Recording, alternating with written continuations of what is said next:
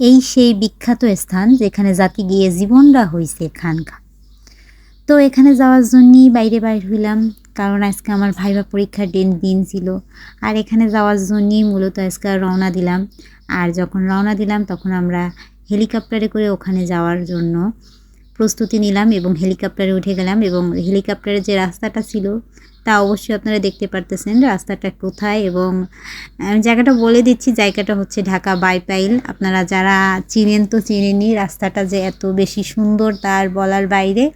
তো যাই হোক, আমি হেলিকপ্টারে বসাছিলাম এবং হেলিকপ্টারে বসে কাপড় চোপড়টা একটু ঠিক করে রাখতেছিলাম যাতে ময়লা পানি গায়ে না লাগে। আর এদিক থেকে আমার বাবা, আমি পরীক্ষা দিতে যাচ্ছি কিন্তু আমার বাবা সার্টিফিকেট টিকেট সব ধরে রাখছে। আর এই যে আমার আউটফিট ছিল এইটা, তো কেমন লাগতেছে একটু জানাবেন।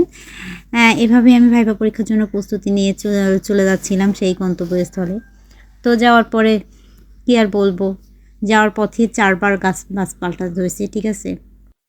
তো এই গাড়ি থেকে নেমে আমরা বাসে উঠছি। বাসে ওঠার পরে বাসটা কিছু দূর যাওয়ার পরে বলে কে যাব না আর, আপনারা নেমে যান। তো সেখান থেকে নেমে গিয়ে আরেকটা বাসে উঠছি। সেই বাসটা কিছু দূর যাওয়ার পর নষ্ট হয়ে গেছে। তারপর আরেকটা বাসে উঠছি। তখনই যায় হচ্ছে কিছু দূর যাওয়ার পর লোকটা বলতেছে আর যাবো না। তখনই হচ্ছে লোকজন সব ঘির দিছে, ঠিক আছে, যে কেন যাবেন না, পাশ থেকে বাস চলাচল বন্ধ হয়ে যাবে, ঠিক আছে। তখন তারা একটু ঝামেলা করছে। ঝামেলা করার পর সেখান থেকে আমরা নেমে কিছু দূর হেঁটে যাওয়ার পরে অটোতে উঠি। অটোতে ওঠার পরে অটোওয়ালার সাথে আবার আরেকটা লোকের গ্যাঞ্জাম বেঁধে যায়। মানে দিনটা ছিল পুরোপুরি একদম খারাপ।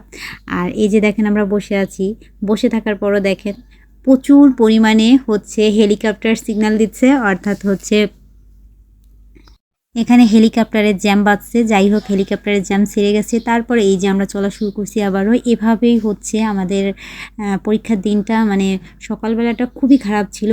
মানে অনেক কয়বার গাড়ি চেঞ্জ করছি। তারপর হচ্ছে ঠিক সময় যদিও যেয়ে পৌঁছাতে পারছি, বাট অনেক অনেক অনেক জার্নি করতে হচ্ছে এবং অনেক ঝামেলার পর্যায়ে ওখানে আসলে পরিচিত জায়গা না থাকলে হয় যা, ঠিক আছে। তো যাই হোক, আমার এই ভাইটা আমাদের অনেক সহযোগিতা করছে। তারপরেও হচ্ছে অটোওয়ালা যেহেতু তার জায়গা গন্তব্যস্থল খুঁজে পাচ্ছিল না, তারপরে আরেকজনের সাথে গ্যাঞ্জাম লাগাই দিছে, ঠিক আছে। বলে সরবি নাকি গায়ে তুলে দেবে, ঠিক আছে। মজাও পাচ্ছিলাম, আবার হচ্ছে পরীক্ষার জন্য টেনশন করতেছিলাম যে ঠিক সময় কি পৌঁছাতে পারবো, যেহেতু চিনি না জানি না, ঠিক আছে। আর যে অটোতে উঠছি সেও ভালো করে চিনতে ছিল না জায়গাটা। যাই হোক, এই জন্য তার মাথাটাও গরম ছিল। এই যে আমাদের সে অটোওয়ালা, তো যাই হোক এই ভাইয়ের মাথাও গরম হয়ে গেছিলো। তো যাই হোক, আমরা যাচ্ছি কোথা থেকে অবশ্যই আপনারা যারা গেছেন অবশ্যই চিনতে পারবেন। তো যাই হোক, আবারও সেই ট্রাফিক জ্যামে পরে আটকে আসি। এরপরে যদিও জ্যাম ছাড়ার পরে আমরা সেখানে গন্তব্যস্থলে ঠিকঠাক সময় যেয়ে পৌঁছাতে পারছি। বাট পরীক্ষা দিছি মোটামুটি, কিন্তু যতটা আশারূপ করতে চাইছিলাম ততটা হয়নি। তো যাই হোক, সব মিলে আলহামদুলিল্লাহ ভালো। তবে আর যাওয়ার ইচ্ছা নেই।